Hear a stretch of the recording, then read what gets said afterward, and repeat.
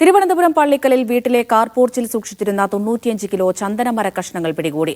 പാലോട് വനംവകുപ്പ് ഉദ്യോഗസ്ഥരാണ് രണ്ടുപേരെ പിടികൂടിയത്. പാലക്കാട് ഒറ്റപ്പാലം സ്വദേശി മുഹമ്മദ് അലി, കല്ലുവാതുക്കൽ സ്വദേശി സജീവ് എന്നിവരാണ് കൊല്ലത്തുനിന്ന് പിടിയിലായത്. സഫാൻ VP വിവരങ്ങൾ നൽകാനായി ചേരുന്നുണ്ട്. സഫാൻ, ഈ ചന്ദനമര കഷ്ണം ഇത് വിൽക്കാനുള്ള പരിപാടിയായിരുന്നോ? എങ്ങനെയാണ് വനംവകുപ്പിന് വിവരങ്ങൾ ലഭിച്ചത്?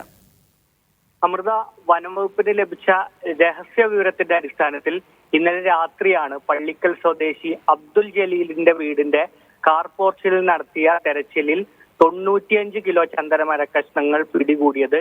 പാലോട് വനംവകുപ്പ് ഉദ്യോഗസ്ഥരാണ് മരക്കഷ്ണങ്ങൾ പിടിച്ചെടുത്തത്. തുടർന്ന് ഇന്ന് കൊല്ലത്ത് നിന്ന് പ്രതികളെ പിടികൂടുകയായിരുന്നു. പാലക്കാട് ഒറ്റപ്പാലം സ്വദേശി മുഹമ്മദ് അലി, കൊല്ലം കല്ലുവാതുക്കൽ സ്വദേശി സജീവ് എന്നിവരെയാണ് പിടികൂടിയത്. അങ്ങാടി മരുന്ന് എന്ന വ്യാജേനയാണ് ഇവർ ചാക്കുകളിൽ ചന്ദനമരങ്ങൾ സൂക്ഷിച്ചിരുന്നത്.